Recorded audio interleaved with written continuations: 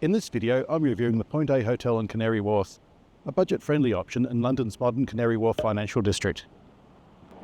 I'll show you what you get, what you don't, and whether it's worth staying here, so stay tuned if you're visiting London on a budget and are thinking about staying in the Docklands.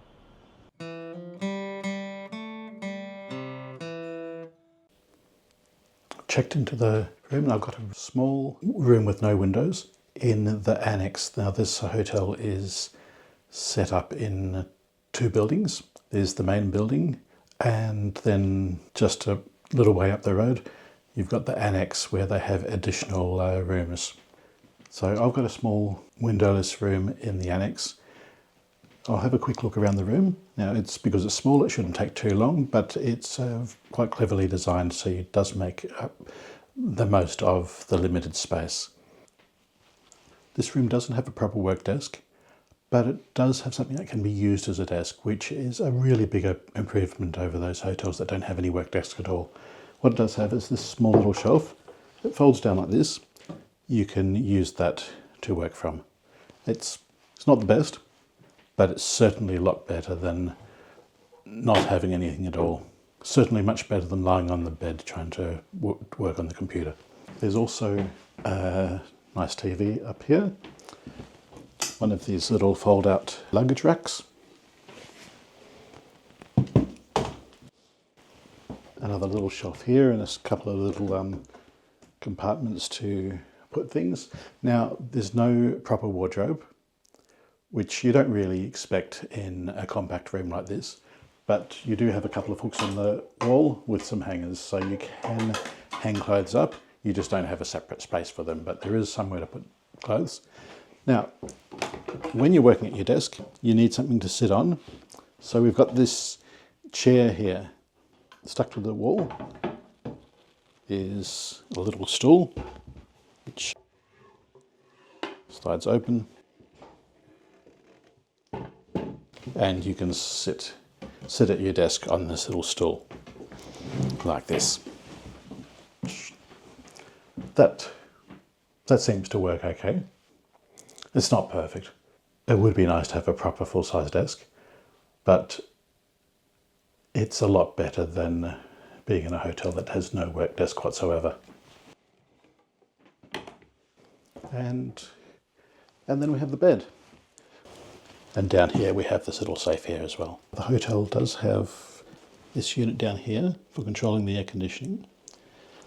And what's great about this hotel, and a lot of other places forget to do this, you've got instructions on how to use it. That's a big plus in my book. So many hotels will give you things like Nespresso machines and fancy air conditioning panels, and they won't tell you how to use them. So you don't even have to touch it, you just put your finger over it. This one here, click that, it makes it do not disturb. This one turns on the fan. You can set the temperature. And then this one here, that dims the lights, puts the lights back on. Colour light selection, so you can actually change the colour temperature from yellow lights, white lights, yellow, white. Okay, now let's take a look in the bathroom. Here's the bathroom. It's compact, but it's very clean. We just have the basic things. Got the toilet, a sink, and a shower. The shower just has one of those shower heads, and it only comes with one bottle of all-in-one hair and body wash. We don't have separate shampoo, conditioner, and shower gel. That's nicely in a point, and the bonus points for putting the spare rolls in a point as well. So let's try the bed. Now the bed feels okay to sit on, but I'll just move these pillows out of the way and see what it's like to lie on. Now, lie down here on the pillow.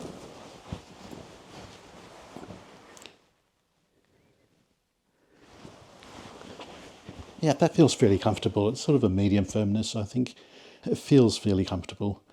Probably not the greatest mattress in the world, but probably better than a lot of hotels I've stayed in. Yeah, I'd say this is a fairly good mattress. I'd be happy to sleep on this. I'm sure I'll sleep well tonight. Guests staying at Point A hotels get free internet access. Let's see how fast it is.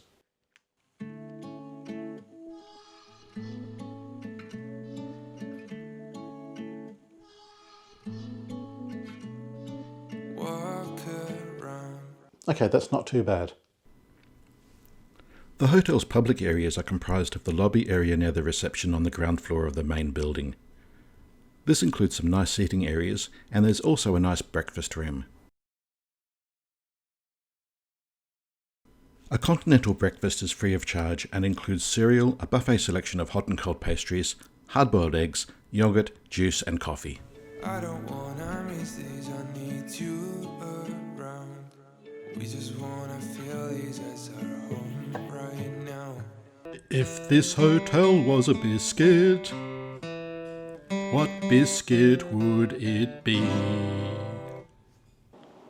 If the Point A hotel was a biscuit, it would be a McVitie's Hobnob. Hobnobs are hearty, dependable biscuits that hold together well, much like Point A's straightforward, solid approach to budget accommodation. Most areas around Canary Wharf are comprised of high-rise office towers and blocks of luxury flats connected by shopping centres. It's not really the London you've come to visit, but this hotel is in a quieter corner of the Docklands, and there is actually some history nearby. Let's take a look around the neighbourhood. Just a couple of minutes walk from the hotel, you'll find one of Canary Wharf's best-kept secrets, London Museum Docklands. Housed in a 200-year-old sugar warehouse, it tells the story of London's river, the rise of the docks, and even the area's links to the transatlantic slave trade. What's more, a visit to the museum gives you a great insight into what this part of London was like before the developers came in and transformed it into a modern financial district that you see today. It's free to enter and far less crowded than museums in central London. And right outside the museum, you've got West India Quay, where old meets new. These converted warehouses were once piled high with rum and spices, and today they're home to restaurants and bars. For transport connections, there's the DLR station at West India Quay, just over there. The DLR will take you to other areas in the Docklands, to the ExCeL Exhibition Centre, into the city, to Greenwich, to Stratford and to London City Airport. These little driverless trains are a quirky feature of East London, and you can stand right at the front and pretend to be the driver. But just walk south of North Dock and you're in the midst of Canary Wharf's modern business district, and here you'll find Canary Wharf stations on the Elizabeth and Jubilee lines for a faster connection into central London. Let's cross North Dock and get into the heart of Canary Wharf. Right, let's go.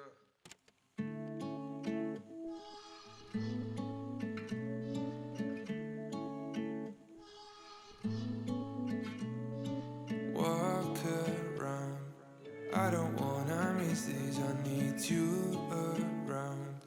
We just wanna feel these as our home right now.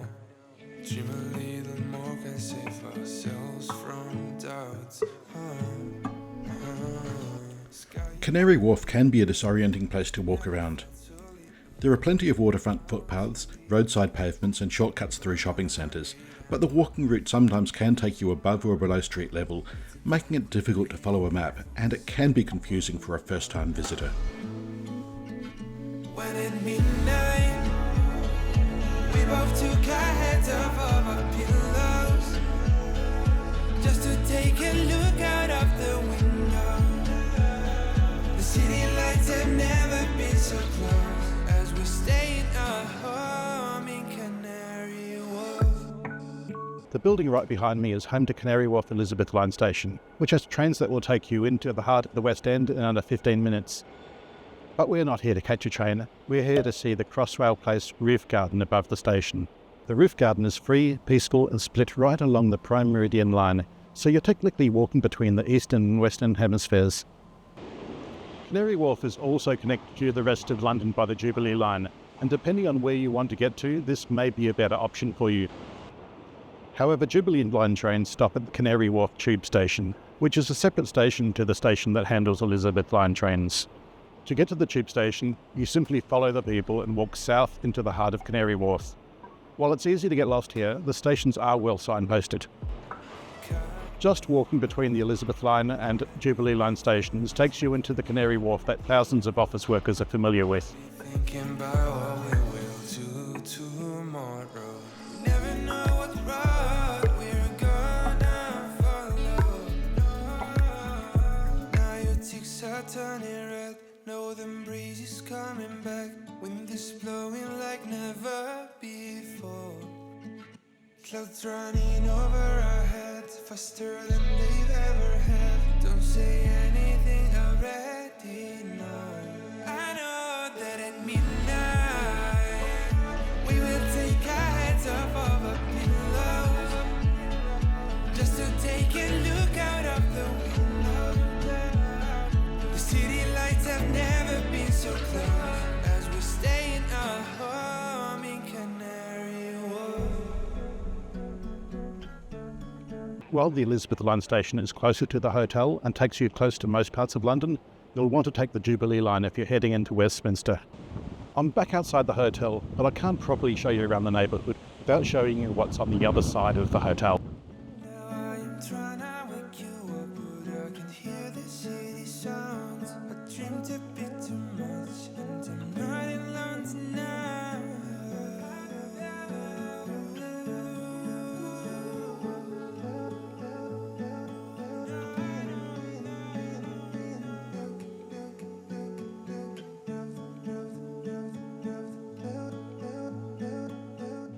The area on the other side of the hotel is less interesting, but in a little under a 10-minute walk you can find yourself here, Canary Wharf Pier.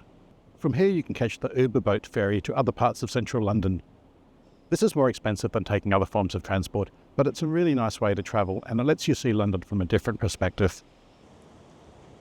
Heading northwest along the Thames Path takes you into East End neighbourhoods like Limehouse, all while enjoying a beautiful view of the River Thames. After walking a further 7 to 8 minutes, you come across the Grapes pub. This narrow riverside tavern has stood here for over 500 years. Charles Dickens knew it well and even mentioned it in Our Mutual Friend.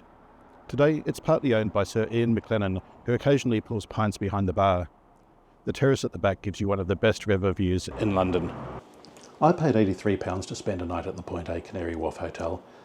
That price includes breakfast, which makes it a pretty good deal considering how expensive London can be. I stayed on a Monday night, which is one of the cheaper nights to stay in London, and I booked a windowless room, which is around £8 cheaper than a room with a view.